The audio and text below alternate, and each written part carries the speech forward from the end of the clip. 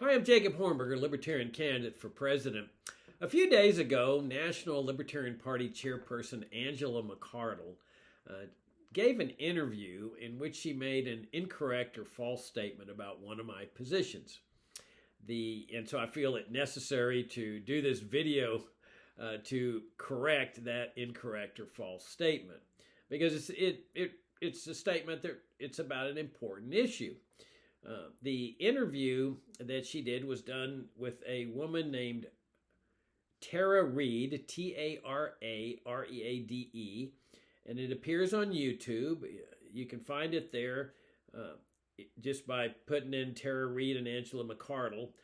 Reade's podcast is called The Politics of Survival, and this particular segment is entitled The Politics of the FBI and Free Speech. And during the course of the interview, Reade asked McCardle to talk a little bit about the Libertarian Party presidential candidates who are vying for the party's nomination. And this is where the offending statement is made by McCardle.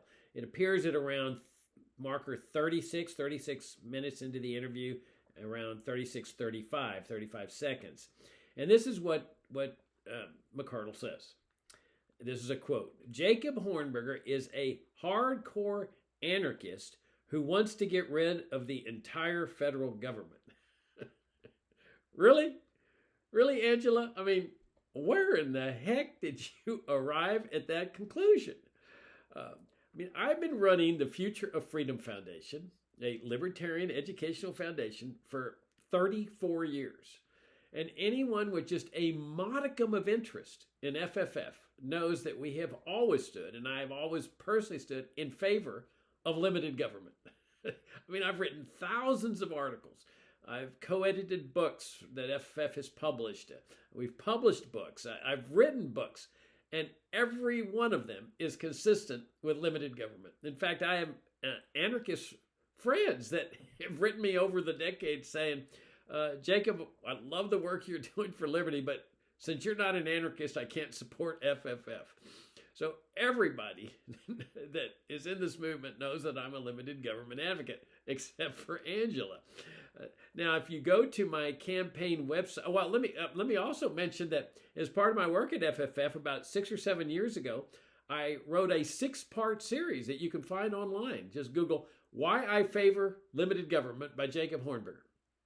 6-part article explaining why limited government is a viable paradigm and why anarchy is not a viable paradigm, why it's an inherently defective paradigm. So you can find that online. And then if you go to my campaign website at jacobforliberty.com, which has been there since February of 2023, more than a year now, you'll see that I have positions on around, I think it's 31 different issues, because I wanted Americans to see, anybody who happened to access my site, what genuine libertarianism is all about. I wanted Libertarian Party members to see this too. Those of you that have kept up with this campaign know that I totally oppose the message that has come to define this party over the last 25 years, 20 years minimum, that defines our presidential campaigns, that defines the campaigns even today. I think it's a bad message. It's not only not a freedom message, but it also cannot garner votes. And so what I wanted to do when I created this website is to let people know what genuine libertarianism, what would be a message of real, genuine libertarianism for a party that calls itself the Party of Principle. Well, on the home page of jacobforliberty.com, in great big red, like a tab there that says, "Restore the Republic." Okay, and if you click into that, it talks about restoring the limited government republic on which America was founded. Totally opposite from the idea of anarchy. That's not all. We've done probably 20 debates by the time this thing's over, and given presentations at conventions where there is no debate. And at practically every one of these, I emphasize the importance of restoring America's founding governmental system of a limited government republic. It usually comes in the context of a foreign policy question, which almost always arises. And the standard position of my opponents is anti-war, anti-war. I'm anti-war. When I discovered the Iraq War, the Afghanistan War, I became anti-war, and that's why I joined the Libertarian Party, because I'm anti-war. Well, I object to that message, because I believe that defensive wars are entirely proper. You know, if a foreign regime were to invade the United States, I don't care how old I am, I'd go in there and fight.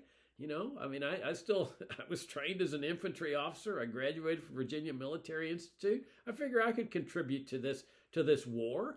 And to me, a defensive war is entirely proper. And the reason I object to this, I'm anti-war, is because it creates this sense of a pacifist, that if we're invaded by some foreign country, we should just surrender and accept the inevitable. Well, that's not my position. I think a defensive war is entirely proper. I'm against foreign wars and foreign interventionism, and I think that's an important distinction to make to the American people. But I always go further. I always say that, you know, opposing these forever wars is not enough, because it's like whack-a-mole. You hit one, you hit another, you hit another. There's always 2 or 3 in the hopper that the Pentagon, the CIA, and the NSA have ready to go. And so they're the root cause of the forever wars. So to get rid of the forever wars, you have to dismantle the national security state. The Pentagon, the CIA, the NSA, the vast military-industrial complex, the Army of Defense Contractors, and restore a limited government republic. And that's always my message in these debates and presentations. Well, apparently she hasn't been watching these debates. I'm referring to Angela. Or these presentations, because if she had, she'd know that I'm an advocate of limited government. So, you know, what's really going on here? Okay, well, I think Angela she got put on the spot, and she doesn't really know what the positions of the presidential candidates are, and so she decided just to guess, or she got confused. And so she says Jacob's an anarchist, and but I think it goes to something more profound here. Last year, Angela posted a message on X, Twitter, stating that the reasons that the Libertarian Party was having so much trouble was because we had a lackluster group of presidential candidates. In other words, people that didn't have big names and prestige and so forth, and that if we only had one of those kind of people in the party, that we wouldn't be having these problems. Well, that's pure nonsense. And I took umbrage at this. I mean, I responded, I said, Angela, you need to take personal responsibility here, because I contend that the problems in this party are right there in the National Party hierarchy, that they let us all down. They said at Reno that they were going to restore this party as a party of principle. They were going to restore the founding principles of this party, and they haven't done that. They've maintained this party as a party of Republican light. And time again, a message that does not excite people. I mean, I won't donate to that message. It doesn't surprise me that other people won't donate to it when they're sending out fundraising letters saying, "Oh, we got to take over the public school system to run this socialist institution." That's not a freedom message, or school vouchers, which are nothing more than a socialist educational reform vehicle, where they have speakers advocating school vouchers and fundraising campaigns to promote school vouchers. This is a program that violates the libertarian non-aggression principle. How can this be reconciled with a party of principle? And you've got a party that meanders right, where they were saying, oh, we need DeSantis or Vivek Ramaswamy to come in and save us, big names and so forth. And now they're meandering left toward Robert F. Kennedy Jr., big name, prestige and everything. This is a rudderless ship. And there's only one solution to it, and that's to put the rudder on and get this party moving in the right direction. Excuse me. In the direction of liberty, which by means restoring the founding principles of this party. And I have no doubt that if we do that, the money will start flooding in again, because that's what gets libertarians excited, is libertarianism. Okay, not plans to continue Social Security and Medicare for the next 25 years, off-ramps and school vouchers and running a socialist institution like public schooling, or immigration controls, or regulatory reform, or monetary reform, or drug war reform. Who gets excited over that message? So that's where the problem is that we've lost our way in this party. And the only way to get us back is to restore the founding principles of this party, of voluntary charity, of faith in charity and faith in freedom and faith in free markets. So I took umbrage over this message that she put on. I mean, I'm one of the candidates she was referring to. She's saying that I'm part of the reason that they're having all these problems, these financial problems in the party and so forth. So I responded to her. I said, you need to take personal responsibility here. But it's more than that. We have these debates in the party, and my opponents are they know that when we get on that debate stage, we battle it out. I mean, they know that I oppose their collective message. Their message reflects what we've been doing for 20 years. They want to run the same kind of message. They have a lot of supporters that want to keep doing the same thing over and over again. We're at 0% in the polls now. 0%. I say we need to listen to the voters. They're telling us something. They don't like this message. I don't know what else they could do. We go down from 1.1% 3 years ago, and now we're down to 0%. We need to change directions, okay? So my opponents know that I oppose their message. They oppose my message. One of them said the other day that when I call for the repeal of Medicare and Medicaid at the Louisiana Libertarian Party convention, he said that's a crappy message. And that's really how he feels, and it's how all of them feel. So we battle it out there on the debate stage, but off the stage, we've become good friends. I mean, it's really interesting. We've developed a camaraderie. I hold these guys in the highest respect. I mean, I disagree with their message, but I think they have respect for me too for adhering to my message. And so we get along. We're on this debate circuit where we see each other every weekend, and so we've developed this camaraderie, and I have the utmost respect for them, and I think they have respect for me. I would put them as president, any of them, despite the fact that I oppose their message. I would feel more comfortable with them as president than anybody else, and the Democrats, Republicans, Independents, and so forth. So what's going on here? Well, I think it relates to this strange, flirtatious political dance that Angela McCardle's been engaged in with Robert F. Kennedy Jr. Since at least Freedom Fest last July. And I was there, but I didn't know about the meeting that she was having with Kennedy, and that meeting went undisclosed for some unknown reason for several months. And I still don't know what happened at that meeting, what was discussed. If McCardle ever released what happened at that meeting, I don't know about it. She may have. But I think this is what she has in mind when she says that the lackluster nature of our presidential candidates in the party are the cause of the party's problems and why people are not donating. I think she has in mind somebody like Robert F. Kennedy Jr. But it also reflects this meandering, this directionless problem within the party. A year or so ago, there were people in the party hierarchy saying, "Oh, let's bring in DeSantis, let's bring in Vivek Ramaswamy, big names. They'll save us." And now it's Robert F. Kennedy Jr. He'll save us. And of course, what's fascinating about this phenomenon is that there's actually a logic behind the libertarian support for Kennedy in the party. At the state conventions now, there are tables, exhibit tables, sign here to bring Kennedy in and become our nominee. And there's actually a logic behind it.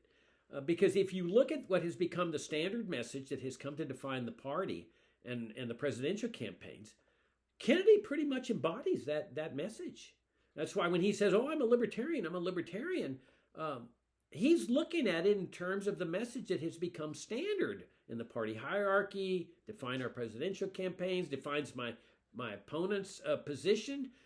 For example, Social Security and Medicare.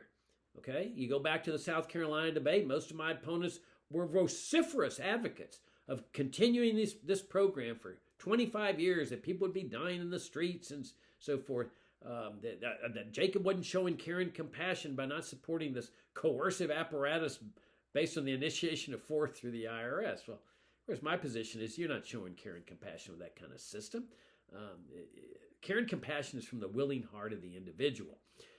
And we lived without socialism for more than 120 years. And people were not dying in the streets as a result. And that what we need to do in this party is lead America to freedom, which means restoring faith in free markets and voluntary charity, where grandchildren are helping parents and grandparents voluntarily instead of through the coercive apparatus of income taxation. But Kennedy is there a big proponent of Social Security and Medicare and Medicaid. I mean, and so who would be the better advocate if you take this position that we ought to run the same message we've been running for 20 years? To me, it's a no-brainer. He's got the bigger name, more credibility. His father was a big supporter of Franklin Roosevelt, who brought in Social Security. Lyndon Johnson was the one who brought in Medicare and Medicaid, but the idea really originated with John Kennedy. Johnson was just carrying out his policy. And so who's better to support this message that has come to define our party and our presidential campaigns than a Democrat like Kennedy? Big name, prestigious, and so forth. Money. His running mates now got, tons of money to finance a campaign. So there's a logic that's going on here. It's kind of a perverted logic, but immigration controls, he's right there with the Trumpsters. I mean, seal the border, bring the military in, stop illegal immigration. That's the position of all my opponents here. They favor America's system of immigration controls in one form or another. Some want to seal the border, others want to be like Biden and let in more immigrants, but they all believe in this immigration control system where the government controls the free movements of people. Thus, there's a logic that Kennedy would be a better proponent of that than my opponents. Regulatory reform. He's anti-vax. I mean, the right wing in the party says that libertarianism is anti-vaccine, which it isn't. It's no more anti-vaccine than pro-vaccine. It's pro-freedom. People should be free to make these choices. But Kennedy would deliver the right-wing proponent that libertarianism is anti-vaccine. He'd be over there calling the 287 million people that took the vaccine dumb political dupes like the right-wingers in our party do. I mean, now he's obviously trying to downplay that now because he's trying to get votes. I mean, it's a pretty dumb thing to be insulting 287 million voters or people who took the vaccine. What else? We got, public schooling. All of my opponents believe in public schooling. They want to get libertarians elected to office. Kennedy would take that position as the nominee. He would say, yeah, we got to get libertarians and Democrats, and we got to get good people elected into this socialist institution to run it. So there's a really perverse logic here that if you're going to run this same message, why not Kennedy? Now, all my opponents oppose that. Boy, every time it's asked, no, well, I'll never, approve of Bobby Kennedy. But the only reason they take that position is not philosophical. They take that position because he hasn't put his time in the party. This is Chase Holler's objection to Michael Rectenwald, that Michael hasn't been in the party a long time, doing petition gathering and meet and greets and participating in the Libertarian Party. No, I totally oppose that. I think if you participate in the movement, that's what matters, what's your message? That's what matters.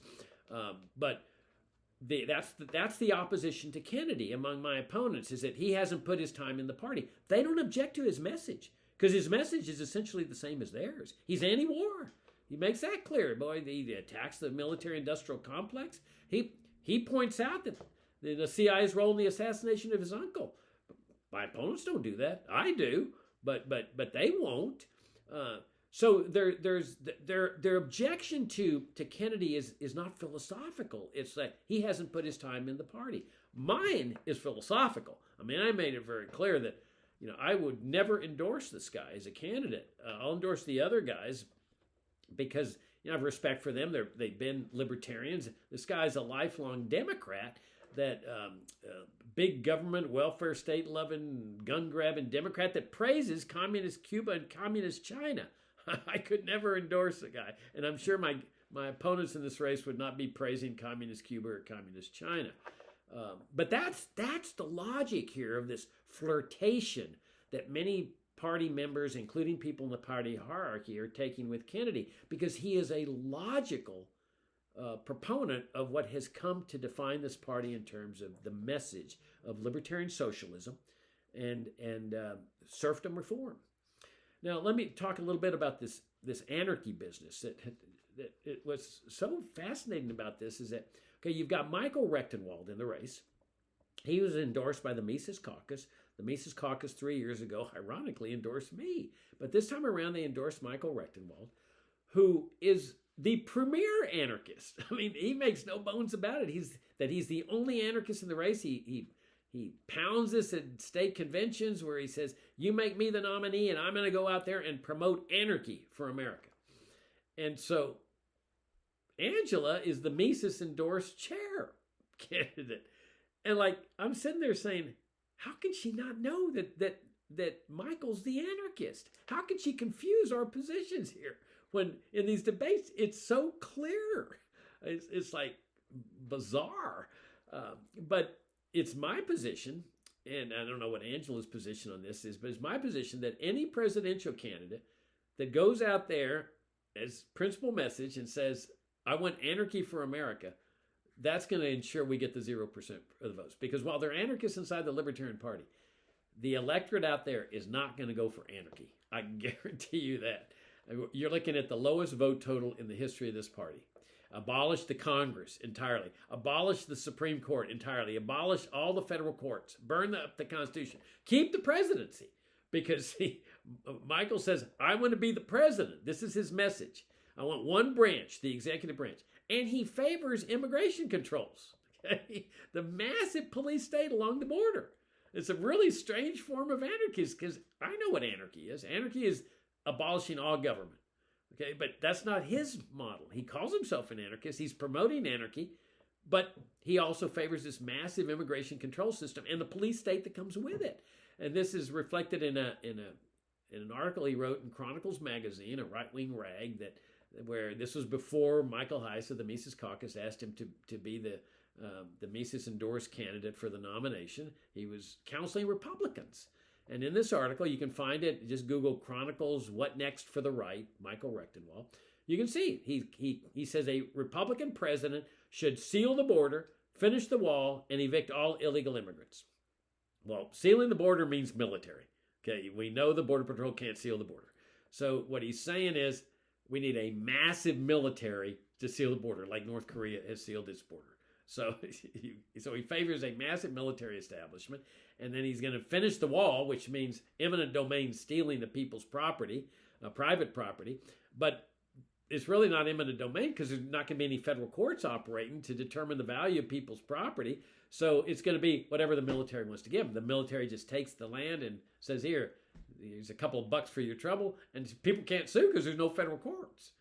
And then to evict every illegal immigrant, you're talking about a reign of terror. I mean, you need an FBI to do that. You need snitches to snitch on people that are here illegally. You need the Border Patrol, of course. You need Immigration Customs Enforcement. You need the huge transportation system to get rid of them when you find out who they are. I mean, you're talking about a reign of terror here to uncover these 11 million people. So this is the message that he wants to send out. And while he's promoting anarchy, it's really like the Pinochet form of governance. Some of you are familiar with President General Augusto Pinochet in Chile.